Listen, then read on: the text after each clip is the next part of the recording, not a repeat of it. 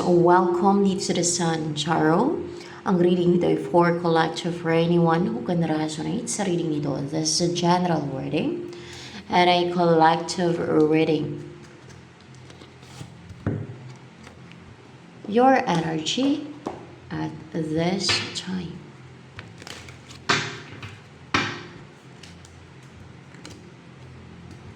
The Magician. Ano yan? Gumagawa ka ng witchcraft? Hindi. Manifestor ka lang with a high priestess. Or your, ano yun, manifestor? Yeah, manifestor lang. Hindi ka gumagawa ng witchcraft. Manifestor lang. Ganun.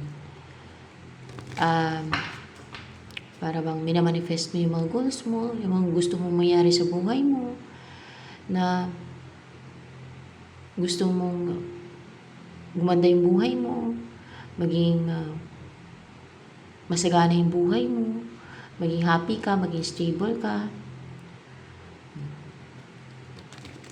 And also, you are capable. There's no impossible na you can do, you can achieve. Kasi you're so brave and courageous din as well. Kasi merong color ng blue and red, and as well as you're grounded, may black din dito. And guided ka ba sa mga minamanifest mo?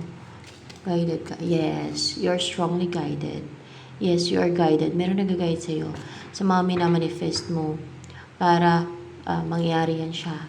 Ganon. Ano yung nag-guide sa'yo? Angel? Ay, baliktad guys. Angel ba yung nag-guide sa'yo? Angel. Ginagay ka ng angel sa mga ima-manifest mo, gano'n. Meron nag-guide sa'yo, or basta angel.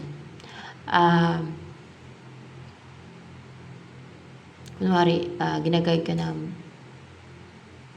ma-manifest mo. Kunwari ay ma-manifest mo in reality na, alam niyo, nagsisikap ka, ginagawa mo ng paraan na you turn your dreams into reality. So, ganun klase na manifestation na, hindi yung parang nag-imagine. Yung ganun na manifestation. Yung may action, kasi this is yung manifestor talaga guys, hindi lang yung puro imagination, o yung, alam niyo yun, yung ina-attract niyo yung kundi may din siya, may kasamang sikap, may kasamang gawa, no? Kunwari, mag-manifest kayo na yumaman kayo, syempre, pagtrabahoan nyo din, kailangan nyo din pagsikapan, ganun. You have all the tools to manifest your goals in life na, like,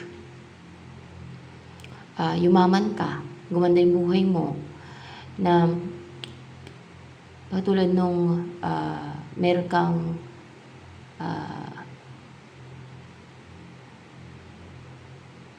talent na yun na yung way mo, no, para yun na yung pwede mo magamit, or yung way mo para kumita ka ng pera using your talent. So ganon, or using social media, kung magaling ka sa pag-vlog, pwedeng ganon, or social media pa. Yes, ano yan sa internet, no, madaming pwedeng pagkitaan sa internet like Facebook, YouTube, Instagram, yan yung mga kumikita, di ba? TikTok ata kumikita. Di ko alam. Di naman kasi ako nagtitiktok So, ganun. You have all the tools, no? Merong pentacle dito, merong sword, o matalino ka, may talino, may puso, with heart. Alam mo kung ano yung dinidesire mo, alam mo kung ano yung gusto mo, parang ganun. And, ano ka, action-oriented with the wand here, and malamang meron kang gagalawin na money, no? Pentacle. You are also grounded, pwede din, ganun yung pentacle na. You can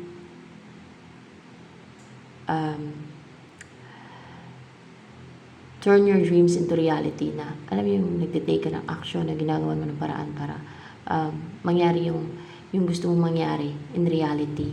Like yumaman, ganun. Pero yung sa tamang paraan lang dapat guys, no? Huwag yung malansi ng kapwa o yung mandaya o manguha na sa iba. Mga ganun ba? Kasi masama talaga yun. Yung kunin mo yun sa iba. Na kukunin mo yung kayamanan ng iba. Na kunwari, nakawin o mga scam. Di ba? May mga ganyang klase ng tao. So, dapat sa patas na paraan lang na yung pinagsikapan mo. Yan. So, ano pa? Ang energy mo ngayon. The Chariot. Upright ba yung The Chariot na yan? Alam mo kasi yan eh. Yes, it's upright. Porsigido, driven. Clarify ko yung The Chariot dito. Kasi iba yung Chariot yan eh. What's with the Chariot here? You're positive, guys. And inspired. So, buo yung loob mo kasi positive ka and inspired na i-pursue kung ano yung gusto mo i-pursue. Na mag-take na action or pwedeng yung may puntahan ka o may gagawin ka, ay hindi ka na mag-hold back pa, hindi ka na mag-hesitate. Kasi inspired ka and positive sa decision mo, sa gagawin mo. Sa gagawin mo action, move. Or paano man to? Mag-message.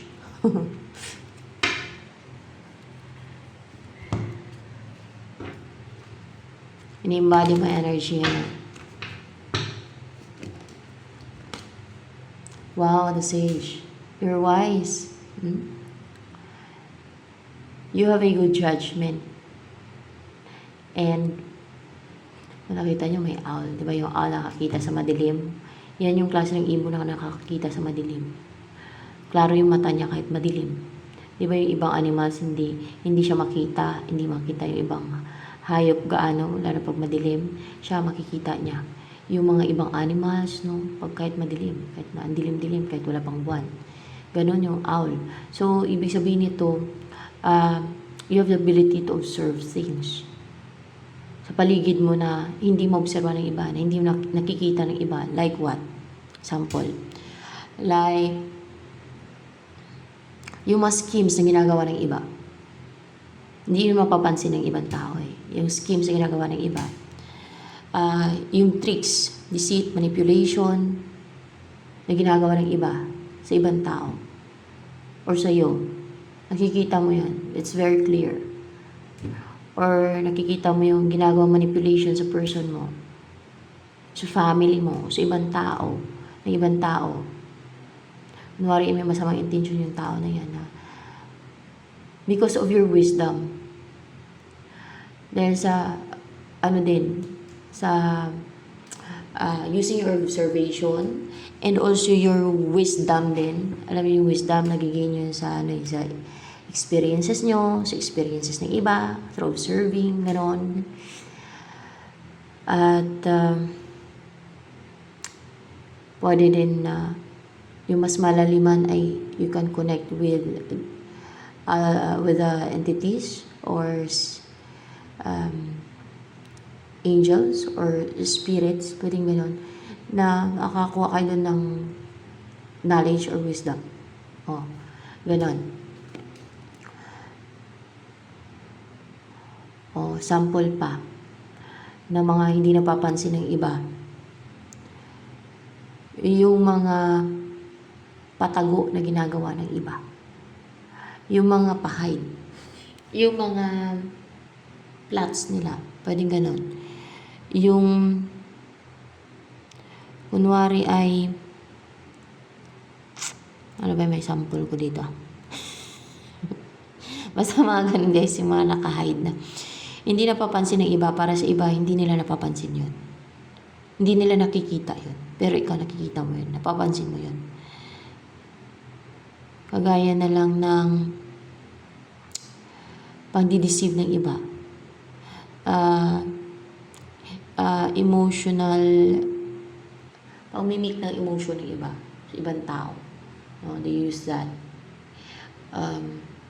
That's also manipulation. And kung ano pa, Kung ano pa yung mga pwede mong maobserbahan, na makita, na hindi na nakikita ng iba. Oh. At hindi na obserba ng iba. Ayan.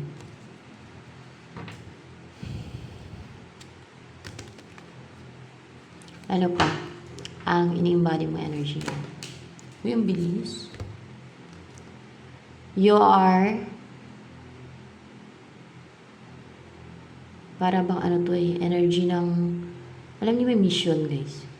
May mission or life purpose, mga ganyan. Na sinisindan ka ng merong energy or ano to? Energy ba yan na sinisend sa'yo from heaven? Energy. Hindi yan energy. Ano yan? Holy Spirit ba yung sinisend sa'yo? Hindi. Yung dito. Ano yan?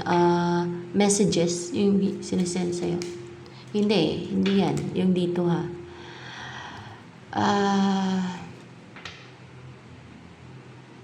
Power. Yung sinisend sa'yo na to. Power. Power. Hindi. Hindi siya power. Parang galing sa itaas. Or else you are connected. Pwede din. You are connected sa source. Ayun, you are connected sa source. That's why. Ayan, you are connected sa source. Ayan, ayun o. Connected ka sa source. That's why parang may kumukonek pa. Yan. Yan, merong galing sa itaas. Na pumapasok sa'yo. Parang labas-pasok sa'yo. O you can connect nga na mayroon kang connection sa source. Because, bakit may connection ka sa source? Dahil may mission ka. Hindi yun ang dahilan kung bakit may connection ka sa source. Dahil may purpose ka. Dahil may purpose ka. Yun na nga. Dahil may purpose ka. May purpose in life. Spiritual purpose, mga ganun. And your purpose is to black and white.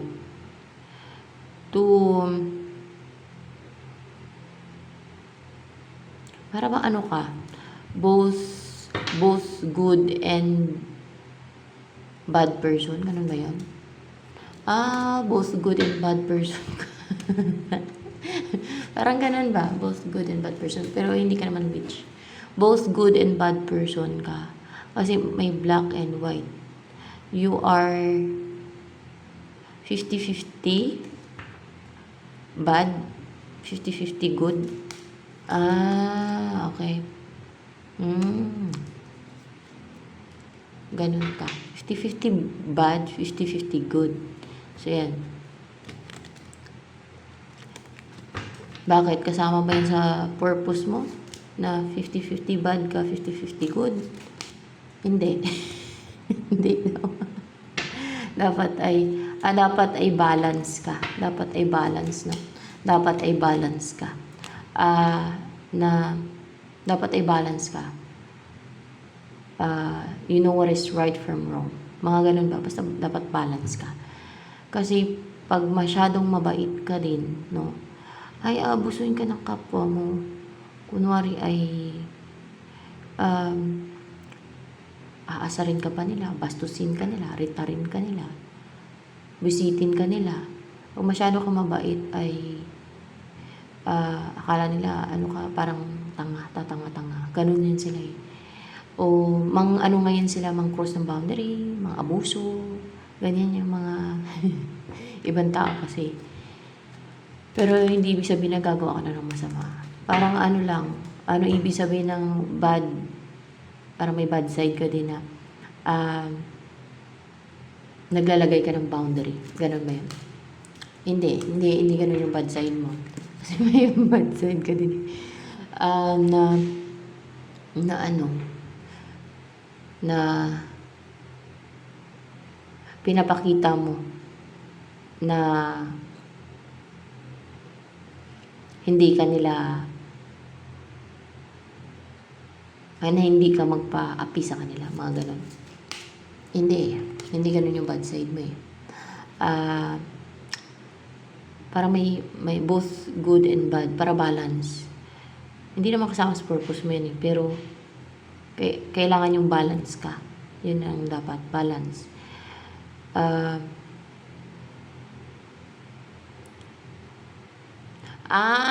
na maaaring kasama yun sa purpose mo, yung ituturo mo kung ano yung tama sa mali. Ano ba yun? Hindi talaga. Dapat ay balance daw. Babalansi kanina eh. Na ituro mo kung ano yung hindi sa pagtuturo yan. Para may bad side ka din eh. Meron din eh na ano yun, mapagiganti ka. Mapagiganti ka. May ganun. Parang umaapoy ka pagka inunahan ka. Pag ginawan ka ng masama, no? Parang umaapoy ka sa galit. O parang gusto mo ng hustisya agad ba? Parang ganun, gumaganti ka. Kunwari ay sinigawan ka, sigawan mo din. Ganun. Or kaya ay ganun dito eh. Ganyan yung energy. O kaya ay pag ginawan ka ng hindi maganda, ay masama, ay iparamdam mo din yun sa kanya. Ganun din ang gagawin mo sa kanya. Parang ganun ba? O kaya ay sinaktan ka ng jowa mo. Ganun yung gagawin mo sa kanya. Saktan mo din siya. Ganun. Yun lang yung bad side mo. Gumaganti ka. Pero hindi ka nang una for sure. Gumaganti ka lang. So ano pa?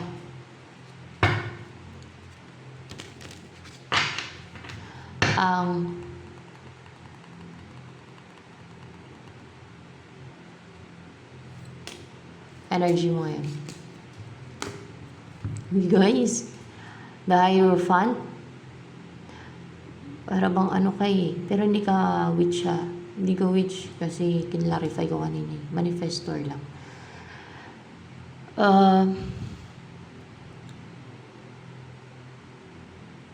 You are stable, relaxed, parang nag-yoga, balance. Maaaring hinihil ka spiritually. Lahat na.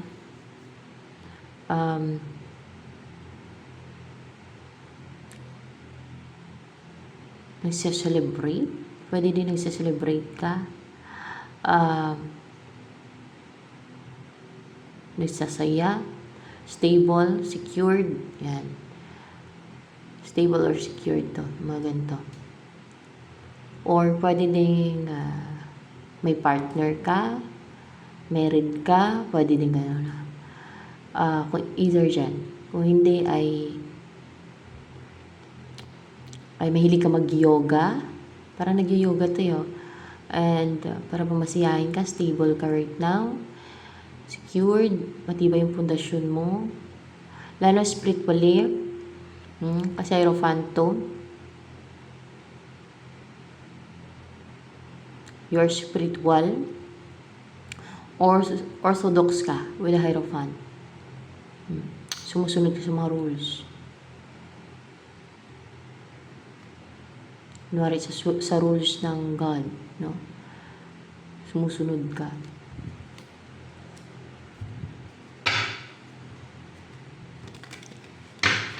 O sa rules sa society, sa rules ng gobyerno, sinusunod mo.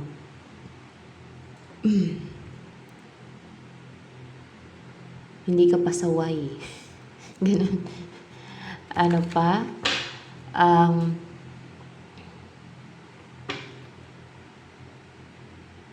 Mga pagbabago sa buhay mo.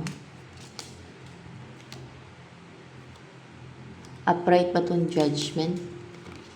Yes, it's upright.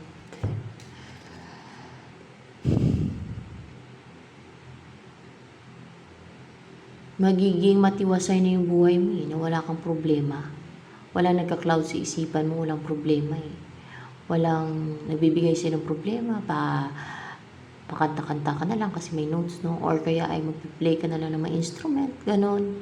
Ganon yung maging buhay mo. There's transformation, may butterfly. May pagbabago talaga sa buhay mo. Mukhang ma-enjoy mo na yung buhay mo at napaka-fresh. yung alam niyo yung masayahin ka, na-enjoy mo yung ginagawa mo. That's the life you really want. Na parang maaliwalas, masaya ka. At walang nagbablock sa path mo, walang nagbablock sa mind mo, walang nagbablock sa path mo. Ganyan. Ano pa ang next na mangyayari sa buhay mo? Ito kayo, try ko to.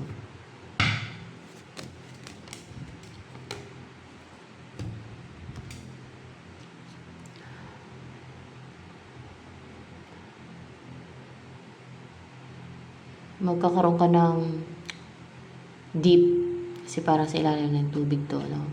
Parang deep spiritual awakening. Hindi siya deep spiritual awakening. Deep connection sa langit. Yan. So, deep connection sa langit. Or, alam niyo yung pag nagpe-pray kayo, no, ng taimtim, yung mga ganun ba? Mas lalo lalalim yung pananampalataya mo pati. Ayan. You will have a true connection and deep connection sa langit. Ayan. Sa God, sa Diyos, ganyan. Na pag nanalangin kayo talaga taimtim at with emotion pa, natutuo yung mga pinapanalangin mo, no? Na, kasi yung blue ay sumisimbolo ng truth din yan eh. At may emotion kasi para nasa tubig to, nasa water.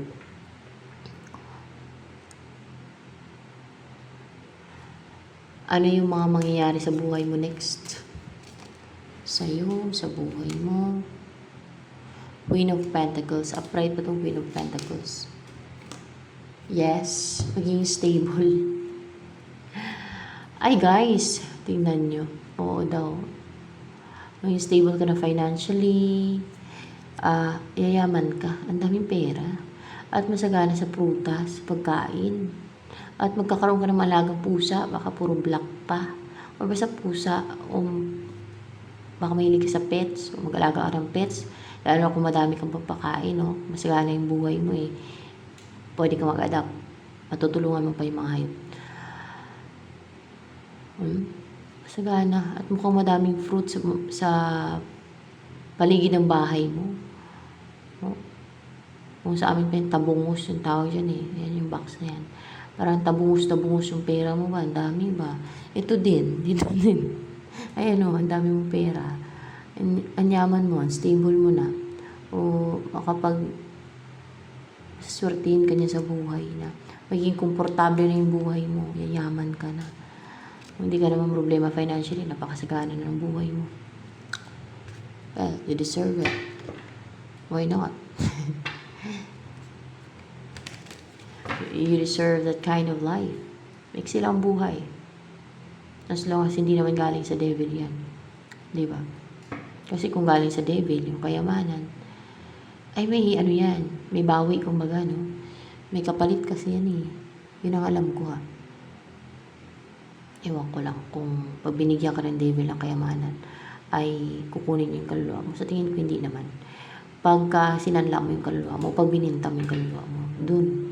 O pagka ano ka na yun, nag-focus ka na sa sa more on material, no? Na nakalimutan mo na yung Diyos, yung God.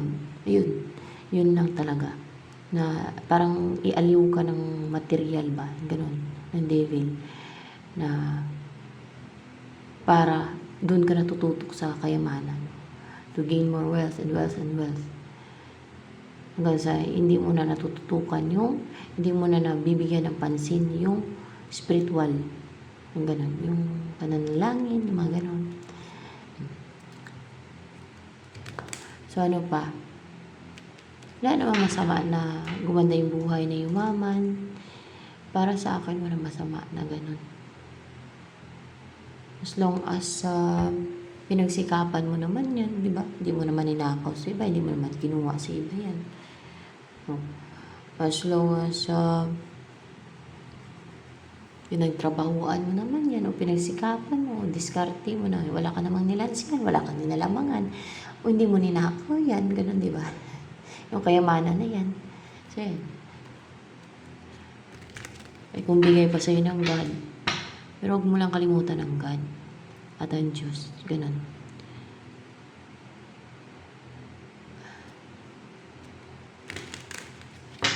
So, ano yung wish mong magagrant?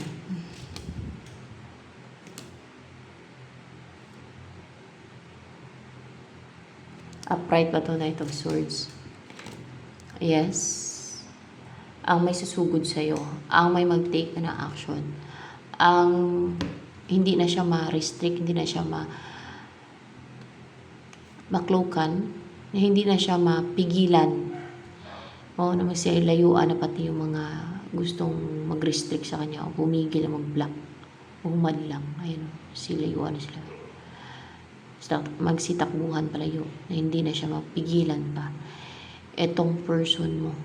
O pair. Queen of Pentacles and King of Pentacles. Pair. Pero clarification na naman to eh. Na you will be together na. Na makapag-take na siya ng action so that you will be together. Ayan, na mapurso ka na niya. Mapuntahan ka niya o i-message ka niya o yes, na i-message ka niya. Na i-message ka niya. Na kahit clouded or confused to ay yung magawa niyang ma-message ka. Yan. Pero clarification na naman yun. Na ma-message ka niya. So ano pa? Maybe it's your counterpart. Yan talagang meant para sa'yo kasi meron din King of Pentacles, Queen of Pentacles. Maging ganito yung energy mo at yun ang maging partner mo. Ito tong magte-take na action na to. So yan. Yan ba? Yun ba ang magbibigay ng masaganang buhay sa'yo? Kung bakit magiging Queen of Pentacles yung yes siya. Ang magbibigay ng masaganang buhay sa'yo at maging komportable ang buhay mo. Dahil siya ang magpo-provide sa'yo. Ganon. Siya ang magpo-provide. Siya ang magbibigay ng masaganang buhay sa iyo, tao niya. Yan. Dahil sa kanya gagandang buhay mo. Maging komportable, masagana, prosperous, mayaman. Silang buhay. Kaya huwag maging bitter. Yung iba na hindi pa dumadating ang blessing sa kanila. So you can claim the positive energy. Maganda sana kung lahat ay mayaman, no? Kasi hindi pwede. Alam niyo naman dito sa mundong to, meron talaga mahirap, meron talaga mayaman. So, depende lang sa pasikapan, no? Minsan, dahil ata swerte, kung niniwala kayo sa swerte ng tao, ganun ba? Yung iba madaya, may ginagawa silang mga witchcraft para hindi swertein yung iba. Alam niyo yun. Lalo kung alam nila nagsisikap, alam nila na may goal sa buhay, may ambisyon sa buhay, ay gusto na i-restrict o pigilan na at wag ma-receive yung blessing na darating. May mga ganyang klase ng tao. Yun yung mga witches. At mga inggitira. Pero at the end, ay pwede pa sila mahatulan yung kanilang souls dahil sa kanilang masasamang mga gawain. No? Depende sa kanilang mga gawain. So, ayan. Habang nabubuhay. Gustong mangontrol ng mga darating na blessing sa iyo ng buhay mo. Gusto nilang kontrolin ang buhay mo. May mga ganyang klase ng tao. Kahit wala ka pang ginagawa sa kanila. Kahit hindi mo sila napaperwisyo, dahil umiira lang yung inggit, insecure, unahan ka pa ng mga yan. Sa unahan ka nila na kunwari bastusin, bisitin, salbayin ka nila, gawan ka ng deceit, scheme. Ganyan yan sila. So, ano pa? Ang next na gagawin itong person na to sa'yo. Anong next yung gagawin? Papasok na yung person sa buhay mo. Makipag-reunite. Ay! Kaya mo winish kasi past person mo yan. At saka may Three of Swords kanina. Ex mo. Gusto mo magkabalikan kayo. Yun ang winish mo na mag-take na siya ng action. Bakit? Mahal mo pa ba yan? Oo, mahal mo yung ex mo. Ex mo. Three of Swords. Mahal mo pa yung ex mo. Mahal ka ba ng ex mo na yan? Ay, oo, mahal ka niya.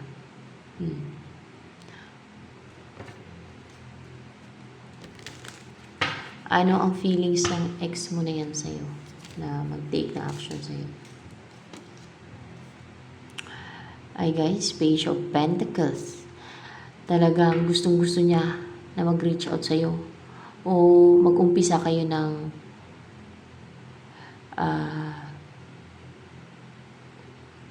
panibagong relationship. Basta panibagong journey, no? Together. Na sabay kayo na lalakbay sa journey na yan. Na passionate din siya. Passionate. And naging creative to kung paano ka puntahan, i-reach out, kausapin, kung paano niya i-offer sa yung offer niya na consistent to guys. Maging consistent yan. At seryoso to kasi pentacle naman eh. Hangad niyo yung magkaroon ng growth sa inyo eh. Sa umpisa ninyo eh. So that's why.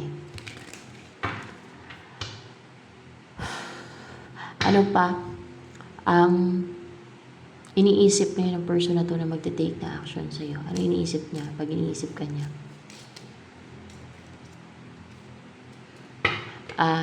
Na gustong-gusto ka niyang makasama. Na gustong-gusto ka niya. Na ikaw yung gustong-gusto niya.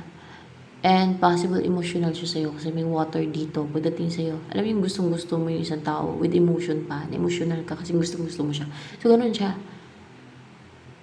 Habang iniisip ko niya, gustong-gusto ka niya, with emotion pa yan. Emotional siya na, alam mo yung parang nagkikrave ka na gustong-gusto mo o malala pa sa cravings. Na gustong-gusto mo isang tao na with emotion pa. Na, alam mo yung matindi yung desire nyo na ganun siya. Na matindi yung desire niya na you will be together. Na matindi yung desire niya na na gustong-gusto niya na na ma-unite kayo guys. Oh, Two of Cups. Oh, at the bottom of the deck, we have here also the Lover's card. Na ma-unite talaga kayong dalawa. Boom. See? Na mag-reconcile kayo. Na magkaroon ng reconciliation, balance. Ayun yun sa inyong dalawa. Dahil mahal ka pa niyan. At ikaw din, mahal mo din siya. Wini-wish ka niyan eh, na magkaroon ng union sa inyong dalawa. Dahil, maaaring walang may compare sa'yo. Yes, dahil walang may compare sa'yo. Ikaw lang talaga ang gusto niya. Or, walang may compare sa'yo na ikaw yung gusto niya makasama sa buhay. Na magsama na kayo sa iisang tahanan. Sa isang bahay. As mag-partner. Bilang mag-asawa. Ano ang gustong sabihin sa'yo ng person mo na to? Ito, na magte-take na action sa'yo.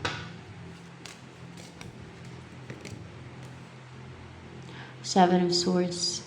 What's with the Seven of Swords here? Para ba may deceit? Parang gusto ko niyang nakawin. O parang nagnanakaw eh. Gusto ko niya nakawin. Gusto ko nga niya nakawin. Gusto niyang kunin ka ng pahide. So parang panakaw, no? Gusto ko niya naman nakawin. Para makapag-umpisa kayo na magsama na. Na bumuo ng pamilya. Ayan, may bahay. Ayan yung umpisa ninyo. Ang tumira sa isang bahay. Ang purchase na kayo ng house in lot. O baka may bahay na siya at lupa. Doon na kayo titira. Ayan.